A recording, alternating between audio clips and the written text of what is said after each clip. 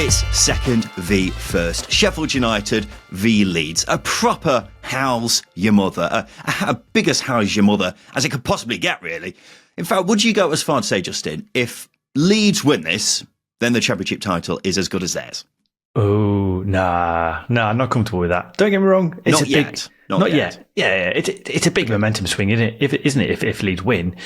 But, you know, the Blades have shown that they can keep pace. 5 points. 5 points isn't a big gap, not with 12 games to go. I think Daniel Farke and Chris Wilder have both said that the title does not hinge on Monday's game as well, which means we've got more drama left in front of us anyway. So, not saying that just yet. Yeah, especially with Leeds in the mix, we'll say that much for sure. But look, we will be reacting straight off the back of that game live on the Second Tier YouTube channel, and we'll be giving away a Sheffield United or Leeds United shirt to one lucky viewer. So make sure you join us for that on Monday night. We'll also be reading out your comments as well, so you can properly get involved in the discussion. So we look forward to seeing you then for that. But in the meantime, we've got a lot to discuss from this past weekend, including a game which Sheffield United and Leeds fans will have been keeping a keen eye on, because a clanger from Anthony Patterson saw Sunderland lose at the Stadium of Light for the first time this season. They were beaten 1-0 by Hull. 3-word reviews for Hull. Tom says Ruben Sellers masterclass. Shaq says one away again. Vegas Soup says luck and resilient. Ash says away the lads. For Sunderland, Victoria says self-implosion begins. Mike says Isidore misses again. Josh on our Patreon says fans calm down. Carl says Justin Peach curse. Michael says many thanks Peachy. Look, corner comes in, Patterson goes to claim it, but he fumbles it into his own goal. Justin, he's had an absolute nightmare. I'm not sure this is a bigger clanger most are making out. I don't think he fumbles it either. Patrick Roberts flicks it in.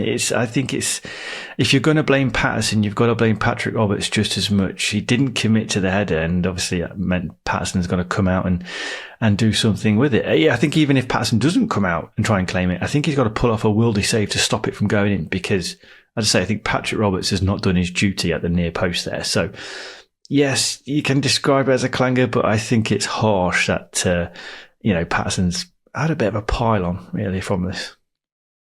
Yeah, I'm not sure I agree with you. I think it is a clanger, but I do agree. I don't think Patrick Roberts has helped him very much, because whether Patterson's giving him the shout that he's going to claim it and he's tried to move out of the way, I'm not sure. Whichever way you look at it, though, it is not great from Patterson's perspective. And he has been getting a fair bit of stick on social media after this, Justin, which I do think is unfair, to agree with you on that point. Because firstly, he's by no means the only Sunderland player who had a bad afternoon in this game. And secondly, he's been solid for them all season, hasn't he? Yeah, he's been a top 5 goalkeeper in the division. And as I say, you can go back to the Leeds game. I think he did make a mistake in that for the Leeds winner. That's absolutely justifiable. As I say, I think this one's a bit harsh to put it all on him, because Patrick Roberts has done a bad job of marking that near post. But I think the meltdown from this has been completely and entirely unfair. You've had some fans suggesting that he's not an athlete. He's put on weight, from a picture that's from a few years ago, which is going to be natural because, firstly, I'd expect a goalkeeper to be bulking up over the years anyway. Coming through as a youngster, they need to put on weight. I've seen a couple of pictures of them, comparing Patterson from, 3 or 4 years ago to now, which I just think is just a complete head loss. Just take the defeat. Patterson knows he's made a bit of a cock up. You don't need to get personal. It's just a bit daft and a bit of an over exaggeration on what was a poor performance. But you're having a good season. And that's the bigger reflection here. And he's been a big part of that big season, hasn't he? That's the thing. And I can tell you from personal experience, you can still be a top-class athlete having had a few Jamesons over the weekend. I'll say that much, Justin. But yeah, I don't know about the weight gain or whatever, whether he has put on weight or not. But what I do know is he's one of the best keepers in the division for my money, and he's a local lad as well to boot. So it's very harsh to be targeting him after one pretty epic cock-up, but it is just one pretty epic cock-up, really. Particularly because, as I say, Sunderland in general were really poor. Full credit to Hull for making it so difficult for them, and they got what they deserved in this game. We'll talk more about them shortly. But Sunderland have had a few poor performances recently, especially at home, and Justin, this was another example of that. Yeah, they were flat here. Coming away from that Leeds game, I thought you could put a lot of praise on Sunderland. I know Sunderland fans will disagree, but I think praise was justifiable. But this game was poor, really, really poor. There was just getting down to the nitty gritty of the game. Passes were overhit. Wilson Isidore was isolated quite a lot. Enzo Lefebvre was non-existent. Joe Bellingham struggled to find a groove into the game, and with the key players not really on it, Sunderland just looked weak. And again, from set pieces, there was disorganisation quite often as well. It was, I wouldn't say a complete shambles because I think that's an over-exaggeration, but it was messy. It was messy at times. It was disorganised and really frustrating to watch. So, yeah, I think this has been the worst performance I think I've seen since the turn of the year, which, there haven't been many, but this was a really, really poor game from Sunderland. It is worth mentioning Sunderland did have a very clear penalty shout turned down for a handball by Louis Coyle, which was it's astonishing how that wasn't given. But it says a lot about how that wasn't the story from this game, because if Sunderland did get a penalty, it would have been entirely undeserved. And I've been saying it a fair bit recently how Sunderland have been having a dip, but I think this is beyond a dip. At this stage, yes, they were pretty good away at Leeds, but that means very little if you're failing to beat Plymouth, Watford, and now Hull at home. You've just got so many players here who aren't at the same level as they were earlier in the season. Dennis Serkin, Joe Bellingham, Chris Rigg, Patrick Roberts, all particularly guilty in that department. And Enzo Lefebvre had back-to-back games where he was pretty anonymous. Perhaps he wasn't fit against Hull because he did go off at half-time. But ultimately, the bottom line here is they've had a drop-off at a pretty significant time in the season. And I would say it's looking now like it's probably going to be the playoffs for Sunderland, isn't it, Justin? Automatic promotion. That ship seems to have sailed. Yeah, I still think it's harsh suggesting that there's been a significant dip. I really do. And that's Justin. Come on now. They've been poor in the last few home games. But the last few home games, they've not hit the same heights. But again, this is a team that I think this is a team that played way beyond their firstly expectations earlier on in the season. I think they were overachieving in the first sort of 10 or 11 games. I really do. I think that's really... Justin, they're still overachieving now. I will 100% back that. But ultimately, expectations change as the season goes on. And they're not playing as well as they were earlier in the season, are they? That's what I mean when I say they're having a dip. Yeah, but I think that's completely fine. I think that's fine. There won't be... You've got to be a very special team to be playing at the same level in the first 10 games as you are now. And those very special teams are your Leeds and Sheffield United. I'm not saying a dip's a bad thing. I mean, it's obviously not a good thing, but it's expected when you've got a young Sunderland team like this. I also think dip's probably not the right way to describe it. I think a dip. It's beside the point. I think.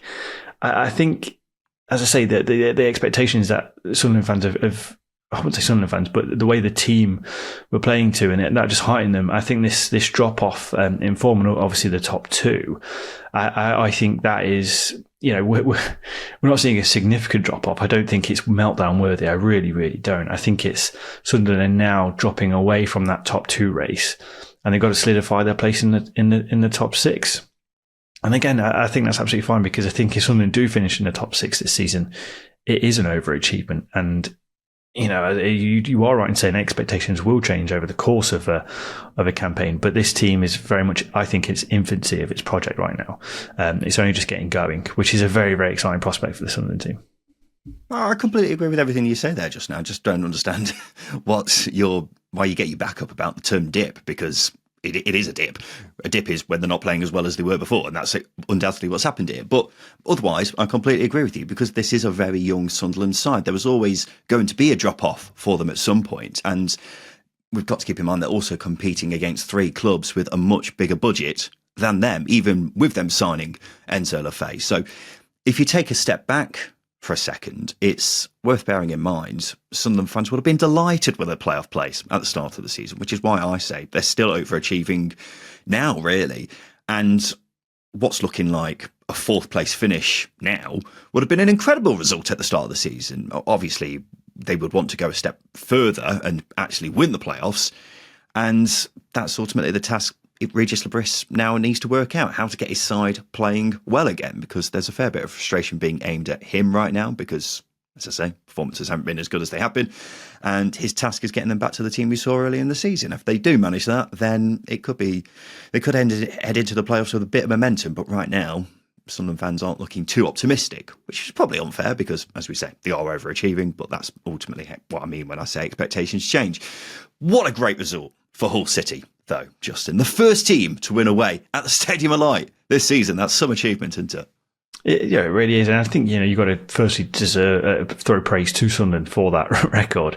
But you can't take any credit away from Hull for being that team to do it. And they deserved it. They deserve it. Yes, they were compact. They weren't pushing forwards. They were disciplined. And they pretty much nullified Sunderland. And with Sunderland, they've got a lot of facets. You've got Wilson Isidore playing on the shoulder of defenders. You've now got Enzo Lefebvre, picking his passes. Patrick Roberts with his ability to drive at defenders. Joe Bellingham running from deep. Hull pretty much managed all of it. And they managed all of it very, very comfortably. Sunderland are a team with a lot of pace, a lot of energy, but they looked slow, they looked lethargic. And that's not down to Sunderland being slow and lethargic. I think that's down to that game plan that Hull put in. And I think Ivor Pandor in the Hull goal, being as quiet as he was throughout the entire game, is a good assessment as you can give for this Hull team, because relegation candidate, if you like, someone battling the drop in Hull, going against a team who are chasing the top two and keeping them very, very quiet is a turn for the books. Incredible performance from Hull. Yeah, well, it's their fourth win in the last 5 away games. Only Sheffield Wednesday, the only side outside the top 4, have won more points on the road than them this season, which is remarkable, really, isn't it? So if you're wondering why Hull City aren't safe right now, it's probably because their home record is atrocious. Just 13 points won at home all season. That's 8 points fewer than the team with the next poorest home record, which is Cardiff. So it is quite astonishing how a side can be so poor in front of their own fans, but actually quite good away from them. And that's just what Hull have got on their plate now. But it is interesting, Justin. We've had a few Hull fans point out to us that Ruben Sellers has actually only won 3 more points from his first 15 games in charge than Tim Volter did.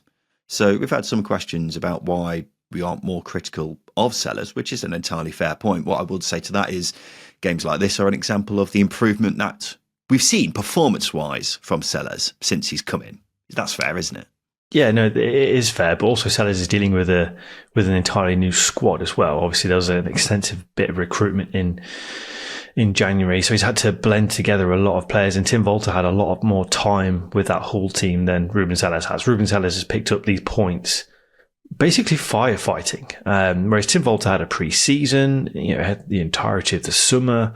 He's had a couple of international breaks, or a few international breaks, to drill into that team. Ruben Sellers hasn't had any of that. He's had nothing. He's had barely any time.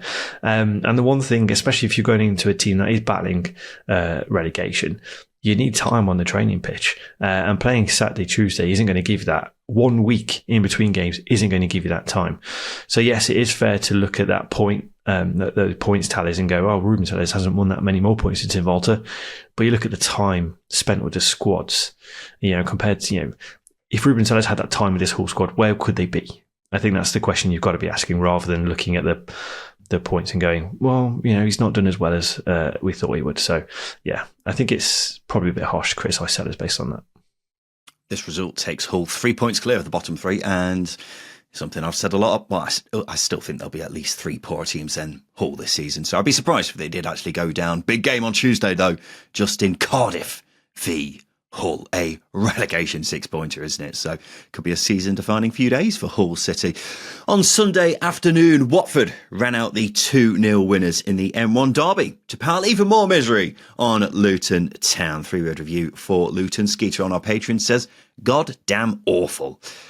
I headed into this one, Justin, thinking this might be a good game. Yes, Luton have been in woeful form, but they should be up for a derby game against their big rivals, They didn't know, did they? They really, really didn't perform in this one. No, it was poor. It was poor. A team that's in a relegation fight. I think the scary thing is that they're on par with the likes of Derby and Plymouth, who can't create anything.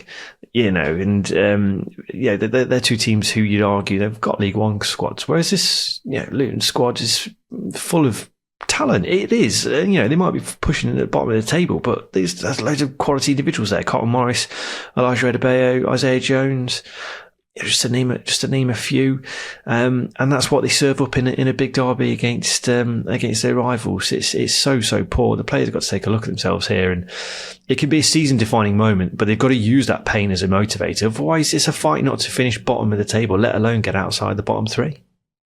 Yeah, I watched this game and it suddenly occurred to me in the second half how flat the atmosphere was. I don't mean that as a slight towards the Watford fans. I think it just summed up how flat of a performance it was from Luton. You'd expect them to be well up for it, with it being a derby, but in the end, it just felt like a pretty routine win for Watford. Luton were better in the second half, but didn't have a lot to show for it, and I never at any point thought Watford's lead was in danger, and that's the sad reality of Luton's current plight. Results aren't going their way, and we aren't seeing much fight to change that. And look, the most damning thing of all here is if Luton aren't getting up for a derby game, then what hope is there, Justin, for them actually getting out of this mess? Yeah, that's what I'm alluding to. This is a season-defining moment. They can either let this game fester and feel sorry for themselves and almost expect to lose the games going forward now, or they can use this as that's as low as we get this season. We've got to spark ourselves into life here, because there's absolutely no praise you can take away from a Luton perspective from that performance, as you say, with it being against Watford, and it is a fierce derby. But in these games, I know it is a cliche, but form does go out the window. I remember, being a Derby fan, I remember that in 2014 it was when Derby played Forest. I think Forest were on the back of a very long unbeaten run, and Derby lost a couple of games. Derby beat them 5-1 or 5-0. I can't remember what it was now, but they absolutely battered him. But that is proof that these types of games, form doesn't matter. You've got to just hit your basics and fight and scrap. And Luton did nothing. They didn't do that. And unfortunately, it told. And Watford came away with the 3 points, a very easy 3 points in a game that should have been difficult. Yeah, it was a very easy 3 points, wasn't it? And that just sums up how it's a very sorry state of affairs with Luton. We've said recently that we're past the stage now where it's more likely than not that they go down, and the lack of fight in a game like this doesn't exactly add encouragement. So yeah, it's pretty miserable being a Luton fan right now, and I wonder if Matt Bloomfield is regretting going to Luton, because he had a pretty good thing going at Wickham, didn't he? He's had little to no effect since coming in at Kenilworth Road, though, and could very well find himself in the division below his old club next season. And there's even been chat in the second tier Discord just about whether he could be sacked. And while I don't think he's in imminent danger, the way things are going. Yeah, it does shine a spotlight on some really poor decision making, I think, at board level. I mentioned it in the week that Luton's issues, I think, are a bit more front facing than many may expect. But if you go back to this appointment when we spoke about it, one of the things that I highlighted is that Matt Bloomfield has never been in this situation before. He's inexperienced in this scenario where that Luton are fighting relegation. I do like the appointment. I do like Matt Bloomfield, and I do like what he can potentially offer. But throwing a manager who has got no experience of this into an absolute shit show, with just one Kleenex to wipe it and clean it all up, he's going to struggle. He's going to really, really struggle. And unfortunately, we're seeing that with the results and performances. At no point have they it looked like they're improving. And I think he's been a victim of just some poor decision making at board level. Yeah, well, the thing we were saying in midweek, Justin, is it's very hard to put your finger on what is the big overarching factor behind Luton's appalling season. But it seems to be becoming more and more evident that it might not be the manager. So I don't know what the right thing is for Luton at this stage. What I do know is that it would be a disaster, really, for all the hard work from the past decade to seemingly go to waste off the back of this shocking season. Because, rising from non-league all the way to the Premier League, they're basically going down the other way now, aren't they? So it would be a really, really sad state of affairs if it does pan out that way. But it looks like right now that's exactly what's going to happen with them going down to League One. They've got Portsmouth at home next. And they're they are running out of chances to put things right. They have got to be looking at that as a game where they've got to get something from it at the very least, haven't they? We should give some praise to Watford, though, Justin. A great win for them over their bitter rivals. And one man who's really been revelling in the praise of Watford fans recently is Imran Louser. He is some player, isn't he? Yeah, he's looking more and more like the complete midfielder. I think you've got to credit Tom Cleverley for turning him into that sort of player. Obviously, he's a player who's delightful to watch in terms of his passing range, and just his elegance that he plays with.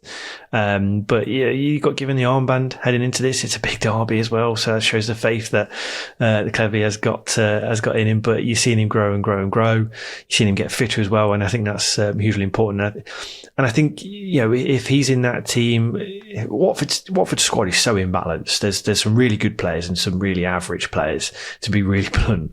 But if you've got someone like Louser who can dictate a game and control a game, and he's now showing those leadership capabilities, then I'm not going to suggest that Watford are going to push for the top 6 because they've been very inconsistent of late. But players like him can be defining in your push for the top 6. He put in a captain's performance, didn't he? Exactly. Against Luton. And he's always been a talented player, hasn't he? I don't think anyone's ever doubted that. Watford spent 10 million on him, I think, when they were in the Premier League.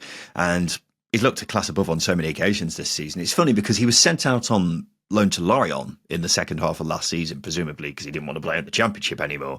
But ever since he's come back into the fold at Watford, he certainly hasn't looked like a guy who doesn't want to play in the Championship. He runs his socks off, dictates the game brilliantly from midfield, and just oozes class. And he's leading Watford's playoff hopes now. After 1 win in 10, it's now back-to-back wins, and they're just 3 points off the top 6 again, so who knows what Imran Louser will play a big part in that if they are to keep pushing for the playoffs right till the end. On Friday night, we had a rare occasion of Burnley getting their goals out as they thumped Sheffield Wednesday 4-0. 3 word reviews for Burnley. Always Claret says boring Burnley. Samuel says bloody brilliant Burnley. Simon says cheat code Edwards. John says another clean sheet. Just this was one of the most bizarre 4-0s I think I've ever watched. It might be one of the worst 4-0 wins I've ever seen. In what sense do you think it's the worst 4-0 you ever seen? We saw some good goals, didn't we? We saw some nice play. But it wasn't a 4-0 performance, was it? It really wasn't. It wasn't a 4-0 game. I think the scoreline flatters Burnley a little bit, and he's definitely quite harsh on. Yeah, he's definitely harsh on Wednesday. But I think the first thing we'll really throw out here, Burnley did deserve the 3 points, in my opinion. The first half was tight. It was decided on a moment of quality from a player who was brought in to provide moments of quality, Marcus Edwards. And obviously that slow start wasn't punished by Wednesday, but they were clinical. They were clinical, Burnley, and that's an aspect of their game that has been missing in recent weeks. I've pointed the finger at Lyle Foster for missing some big chances. Thankfully, he didn't, have any sort of really fall at his feet, and he scuffed. And Burnley had the shooting boots on. I think that was a huge positive. So fortunate, probably not the right way to coin it. I would say clinical. Yeah, okay. That's definitely one way of looking at it. I mean, Lyle Foster did have a good chance. He was actually 1-on-1 at one stage in this game. But yeah, when you think of a 4-0 win, you think one team is dominated, but that just wasn't the case here. You say clinical, Justin. Burnley only had 4 shots in the first 81 minutes. Clinical. And we talk about their ridiculous clean sheet record. It's now 18 hours since Burnley last conceded, which is ridiculous.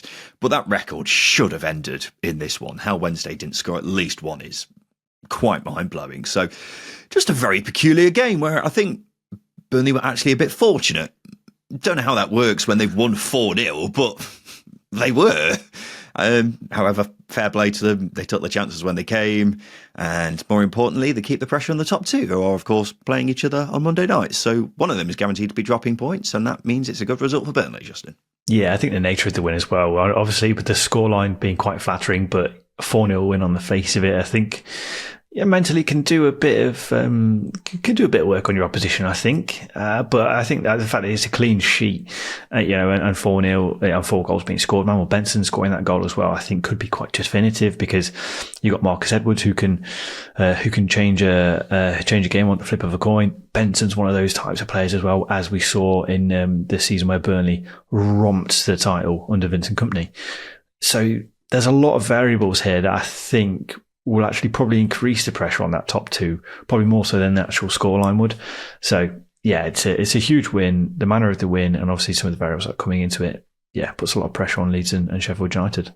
I find it very strange watching Burnley because it's like we're seeing the full evolution of Scott Parker here, aren't we? Because Bournemouth and Fulham fans will fully vouch for his football not being the best. And, well, yes, the defensive record is insane. And, yes, they do have the odd game where they find the back of the net with almost every shot that they have.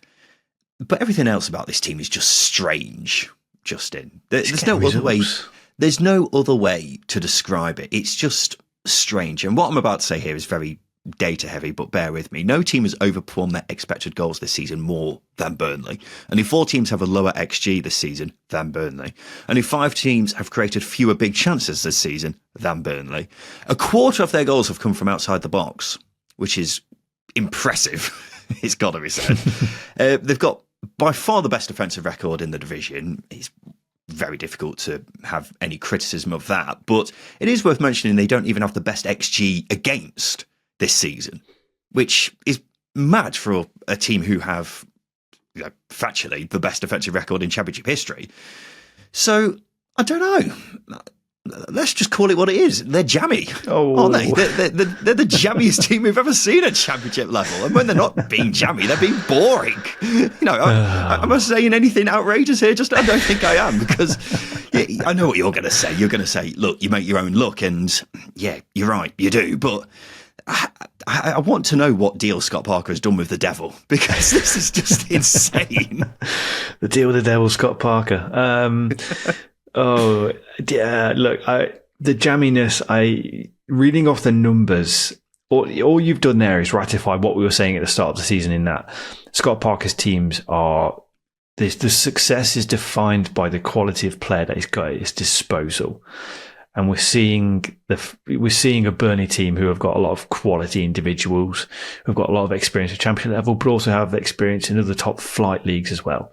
But I think calling them jammy, I think, is perhaps a little bit unfair. Yes, their XG is painfully low. And you are right, they create on average the same amount of chances as the likes of Hull, Cardiff, Derby, Oxford. But it's all relative. They're that good defensively that they're creating chances. That creating chances going forward isn't a huge burden on the team. And, yes, it would be nice to see more goals. A couple of 4-0 wins going forward would be beautiful, I imagine. But I think the defensive qualities that Burnley boast, I think, is the key way of looking at this. I mean, their goal difference is plus 34. It's more than Sheffield United's, but Sheffield United have scored a few more goals than them, for example. So I think it's all relative. Their defence is top class, the best we've seen at this division ever. And I think that's what you've got to look at, rather than say they're jammy. Maybe they're jammy at scoring, because obviously scoring a lot of goals from outside the box is, a quarter of their goals come from outside the box. Justin, that is just mad, isn't it? But maybe you're right. Maybe their defensive record justifies their position in the table. I mean, 9 goals conceded up until this point is ridiculous, and it is the best defensive record we will ever see at this level. But yeah, sometimes I watch a game like this and I'm just like, what is happening? What is football anymore? It doesn't make sense. But look, a strange night for Sheffield Wednesday, Justin. They definitely shouldn't have lost this game by 4 goals. But just quickly, do you think that lack of a killer instinct may be one of the things that sees them fall short in this playoff race? I mean, it can be defining for a lot of teams, can't it? I think their defence isn't quite as good. I mean, what we were saying in our preview episode on Friday is that the chaos that Wednesday can bring to games really is their greatest strength, which isn't what you want, in terms of sustainability, is it? It's a nice little feat, and they are exciting to watch because you generally have no idea what's going to happen. For example, losing 4-0 but not being battered is an element of chaos, I imagine, an element of unpredictability that Wednesday do bring to the fold. But yeah, you are right. That lack of killer instinct, I think, is going to really, really punish him. You look at Ike Ugbo, for example, who's had an absolute mare of a season. do feel for him because he was brilliant last year, but this year he's just not really taken off at all. Yeah, Michael Smith has had to come in and still do the job when he's 33 and he's not very mobile, to be blunt. Callum Patterson as well. They are still relying on players who probably should have left Hillsborough maybe a couple of seasons ago. So yeah, you are right. I think that the lack of goals in that final third is going to bite them in the arse. They're only 6 points off the top 6, so there's still a good chance, but there's definitely teams better placed than Sheffield Wednesday. I think we can say that much. I can't help but think about January, where Danny Rule was having that standoff with Chansiri, and they admitted they hadn't met to discuss transfer business until the final 10 days or so of the transfer window. I just wonder how much that may have cost them. But there you go. That's unfortunately Sheffield Wednesday in a nutshell right there, isn't it? Anyway, Justin, let's look back on the previous show, because our bet builder was on Burnley v Sheffield Wednesday, and a £10 stake was due to return £190. We had Burnley to win, which obviously did come in. We also had Sheffield Wednesday to have over 9.5 shots, which also came in because they had 11. But we also had Max Lowe to be carded, which wasn't a winner, as well as under 2.5 goals. Can you really blame us for going under 2.5 goals with Burnley involved? Don't think anyone expected this scoreline. But onto our accumulator, where a £10 stake was due to return £212. We had Burnley, Sunderland, Watford and Plymouth all to win. So 2 out of 4 for us there at Burnley and Watford both winning. So no luck on that, but we'll be back again with our next round of picks in this coming Friday's preview show with SBK. Justin, we'll have a quick break. After that, we'll talk about another loss for Middlesbrough and another win for Coventry City.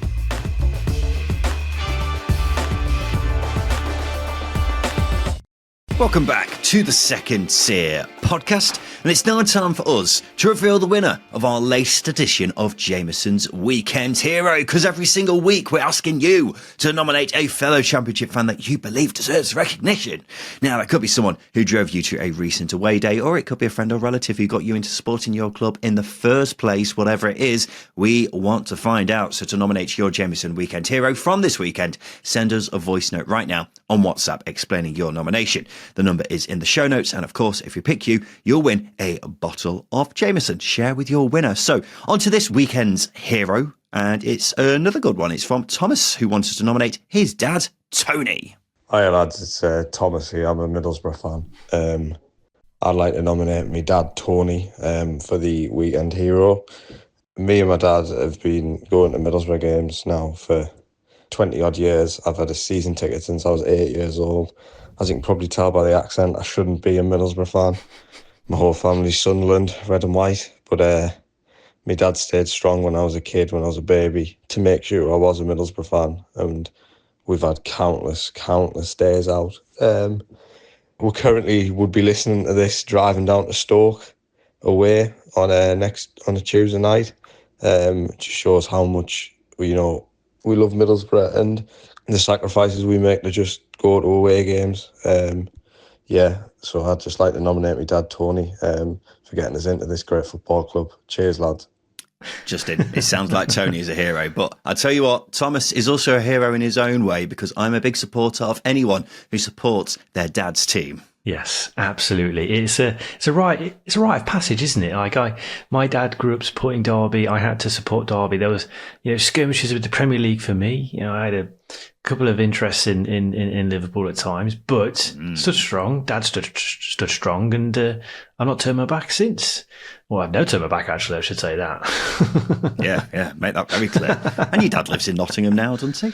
Yeah, he does. He's flying the flag. He's flying the Derby flag for Derby, obviously, in enemy territory. I technically have an Nottingham postcode as well. Which is going pretty well, considering Forest are in the top 4 of the Premier League and Derby are probably going back down to League One at this stage. But that just goes to show that it's well and truly worth it when you stick with your team, like Thomas is doing and Tony, because when you have the highs, Justin, they're so much sweeter than the lows, or so much sweeter than the highs than when you support a team like Chelsea or whatever, you know what I mean? So that's why Thomas and Tony are both legends in my bucket, but it is indeed Tony who is this weekend's Jameson Weekend Hero.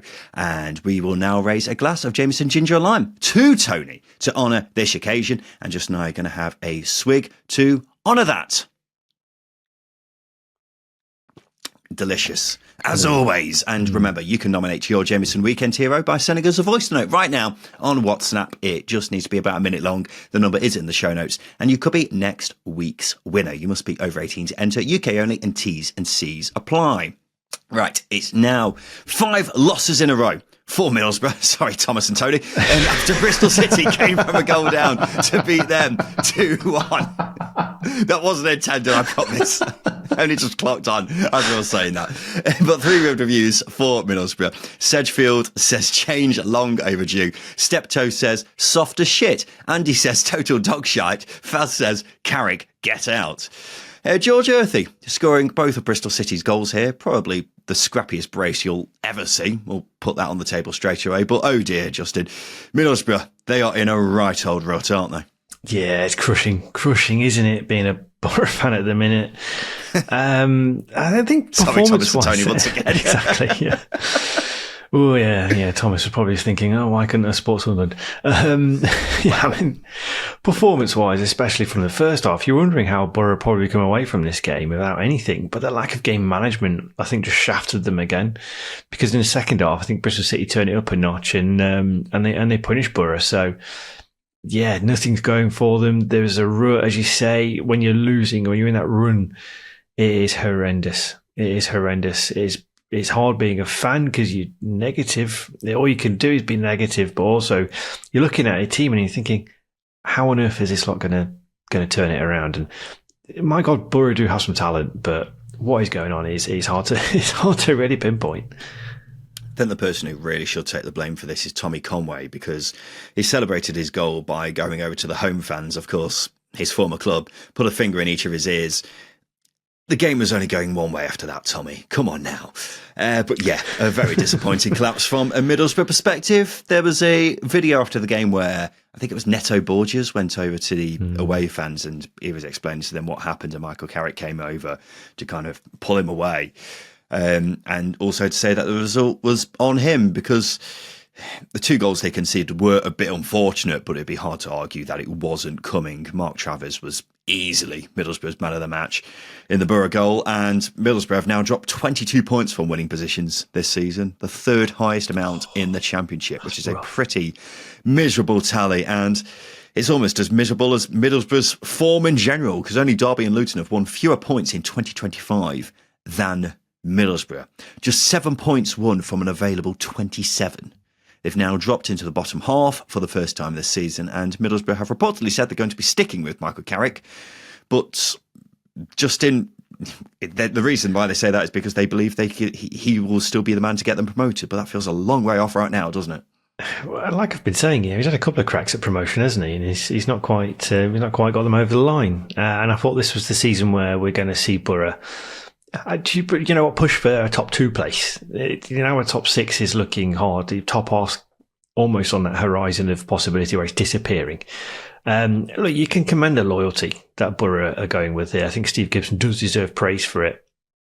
And the factors I highlighted in the midweek show still stand with that loyalty. The value Carrick has added to this squad is huge, because he improves players and they get sold for big money. But the results are poor, performances are poor. So at what point do you start to think about saving your season?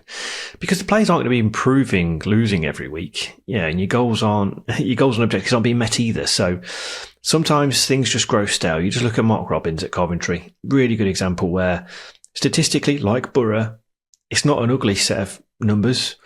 Team isn't disastrous like the likes of Derby and Luton are. But sometimes it just needs a fresh pair of eyes. Lampard's turned it around at Coventry, and Borough might be in that same bracket where they just need a fresh pair of eyes on it. So yeah, I want Carrick to keep his job, because I think that loyalty does deserve to be, does deserve to have some reward. But at the same time, the performance, the game management, the defending, it's not getting better. In fairness to Middlesbrough, earlier in the season they were playing a lot better than their results suggested. I don't think you can argue that's the case anymore, though. They haven't deserved anything from their last few games. They've been really poor, and it's seeing them slide out the playoff race, isn't it? You've just got so many players who are off it. Finn Azaz has now been dropped because he's contributed very little in several weeks. Kelechi Iheanacho has looked very off the pace since coming in. Morgan Whittaker, has also contributed very little as well. Keep in mind, they signed him for what, 8 million? And he's done very, very little since wearing a Middlesbrough shirt. So, it's a pretty miserable run with no end in sight. And while it's respectable that Borough seem to be sticking with Carrick, there's undeniably more reasons for them to get rid than keep at this stage, I would suggest. A great result for Bristol City, though. They're up to 8th, just 2 points off the top 6. Only Burnley, Coventry and Leeds have won more points than Bristol City since Christmas. And after the game, Liam Manning told fans to enjoy the journey. He said, be excited. You want fans to be buzzing about it, and rightly so. And I want the lads to be excited about it too. Are you excited about Bristol City, Justin? Yeah, in my monotone voice, I am. And I think Liam Manning's nailed it. I think he really has nailed it. You've got to feed the excitement that is growing. I am excited. They're a team, Bristol City typically, that dies off, aren't they? Seasons gone by, they've done that, and they still might. But if the minimum this season, is that it's going to provide this hope that they can get out of that underachieving rut that they've been in for years. Clubs had to make some brave decisions, hasn't it? Much to the frustration and anger of large sections of fans. But right now, those decisions are paying off. Bristol City fans deserve this moment. I know they're only 8th, but when you're a team that have been rotting in mid-table, it's boring. Life's boring. Your attendances start to drop. There's no hope. There's no excitement going to home games. That's not the case anymore. Liam Manning's restored that, and I think he's right. You've got to feed on it. You've got to be buzzing about it, and that gets into the players as well. So, I think I genuinely think Liam Manning's hit it out of the park with that statement. Yeah, well, I'm certainly more excited about Bristol City this season than I have been in a very long time. And as we've said on multiple occasions, they are breaking out of that mid-table mould, aren't they? And look, there have been several occasions where they've looked like they may be fading this season, but as long as they're going in the right direction, that's the main thing. A top 6 finish would be a bonus. And I think quite an encouraging thing for me with Bristol City is they've not really had a bad run at any point this season. They've not lost more than 2 games in a row at any point. And that shows to me they have got a lot more consistency about them. Mm-hmm. And if they stay in contention right until the end of the season, then who knows? It is worth remembering, by the way, despite their big spending under Lee Johnson in the late 2010s, Bristol City have only had 1 top 10 finish in the Championship since 2010. So even a top 10 finish this season would show a lot of progress has been made, a lot more sustainably as well than they were doing it in the 2010s. So that's why you've got to give a big thumbs up to everything that's going on at Ashton Gate. There was an eventful afternoon at Pride Park for Josh Coburn. He missed a penalty in the 86th minute, but then scored a 95th minute winner to see Millwall beat Derby 1-0. 3 reviews for Millwall. Al says late but deserved. Sinden says ruined your weekend. Yeah, thanks, Sinden. For Derby, Patrick says can't score goals. I was at this game, Justin. Remembered my trousers on this occasion, you'll be glad to know. And this all felt very predictable from a Derby perspective.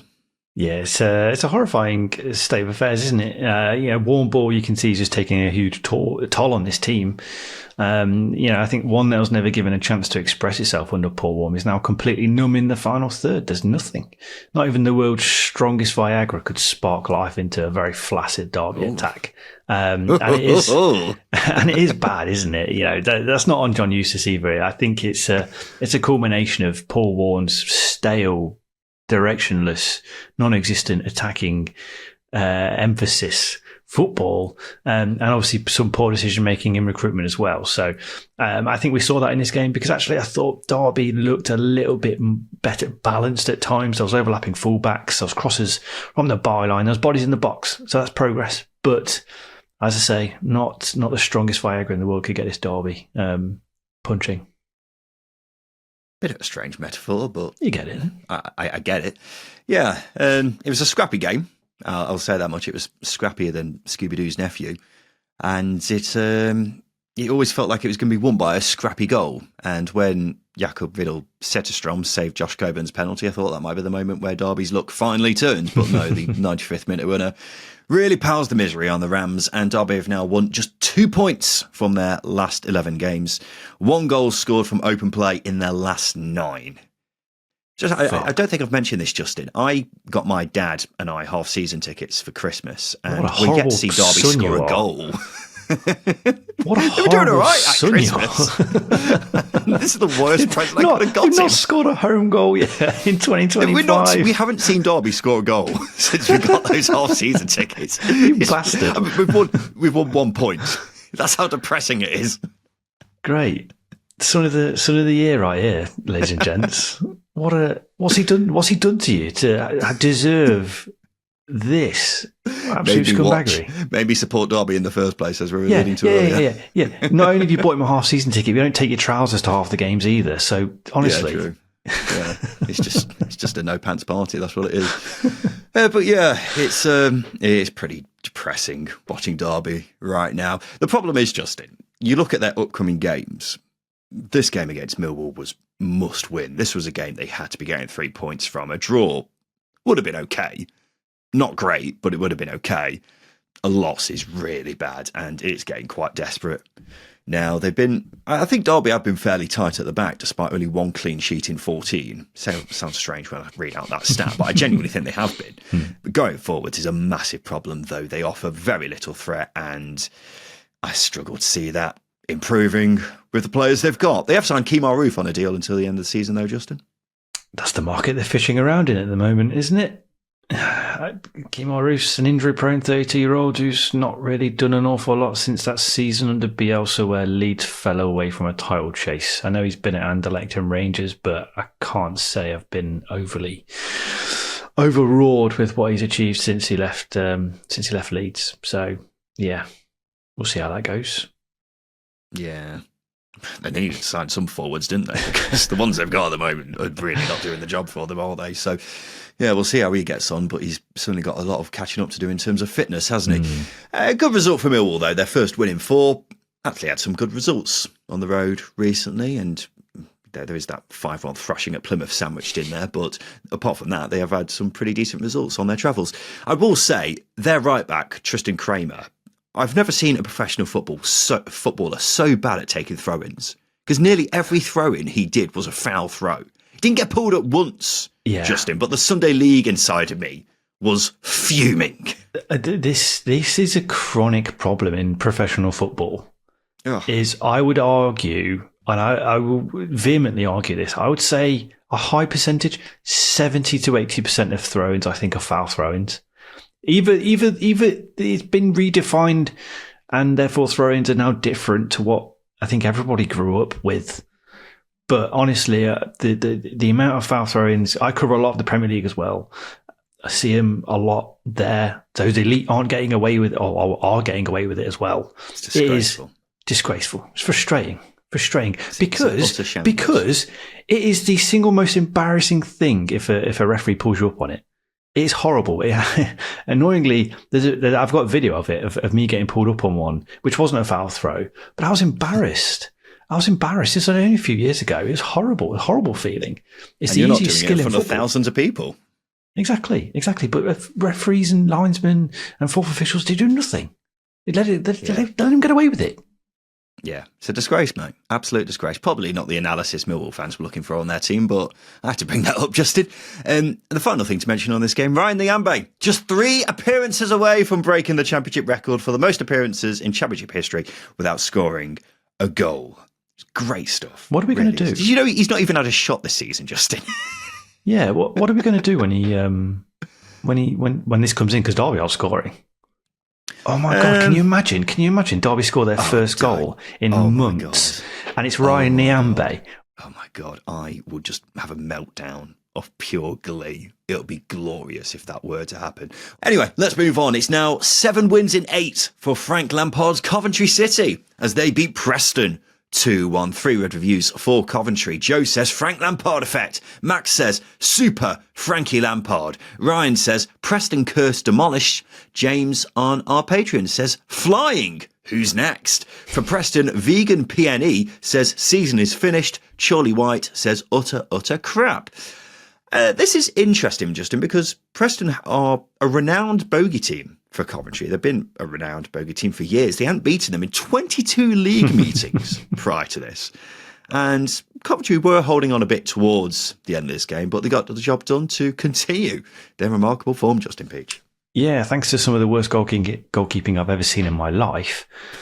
But Freddie Woodman in the Preston goal, for example. But yeah, no, it's certainly been a really good run of form. I think there's no other way of coining it, really. Nobody's won more points in the Championship in 2025 than Frank Lampard.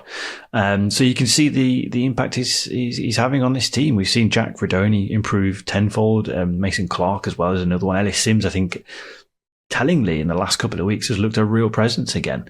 And I think, you've got to really throw praise on Frank Lampard. I think him coming in and not making wholesale changes, I think it was a positive. He simply corrected a path that was set by Mark Robbins, because I think Coventry performances and numbers were fine, just not getting results pre-Lampard.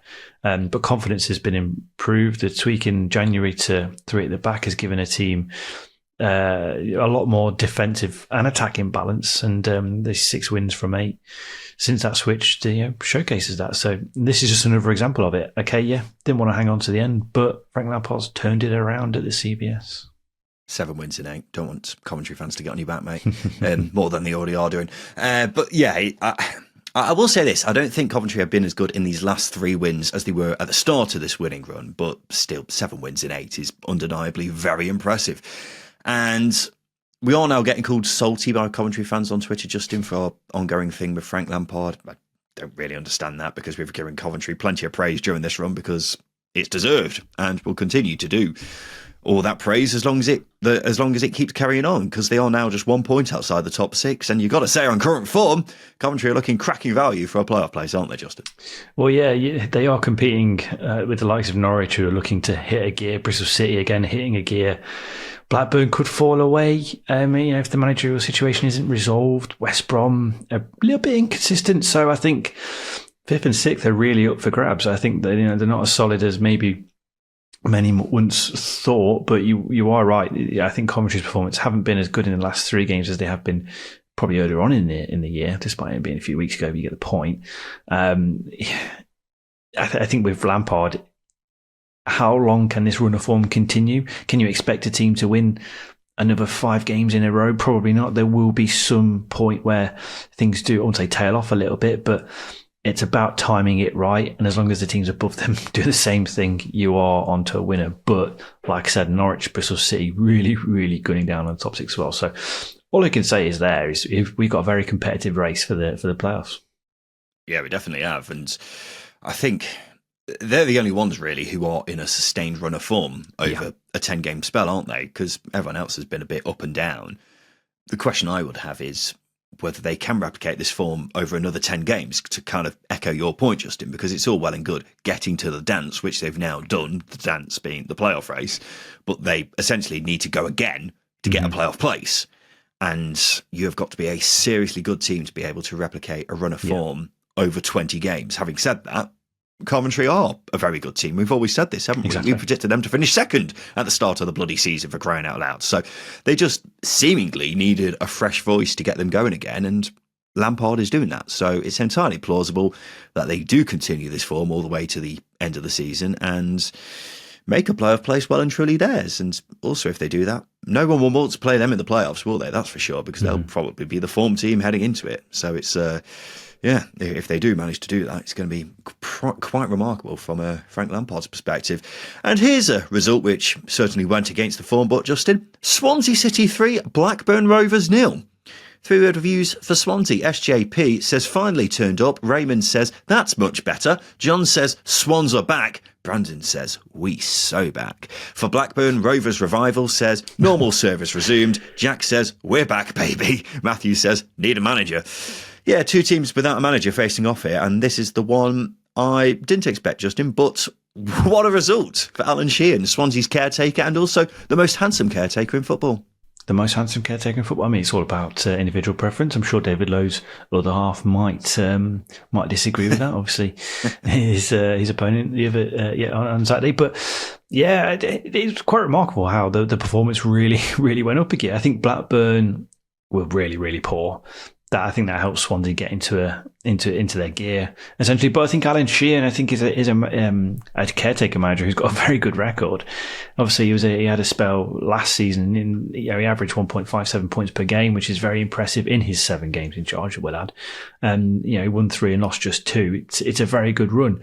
So I think if Swansea are going to look internally, I think maybe it might be a case of let him have the keys until the end of the season and see what he can do, because I think performances like that, where it was a nice balance to that team. There really was. And Jan Potnik looked very reliable. I mean, in recent weeks, he's looked really, really poor. It just felt like the team had a fresh perspective, which was good. And we saw that. And they punished a team who weren't at the races.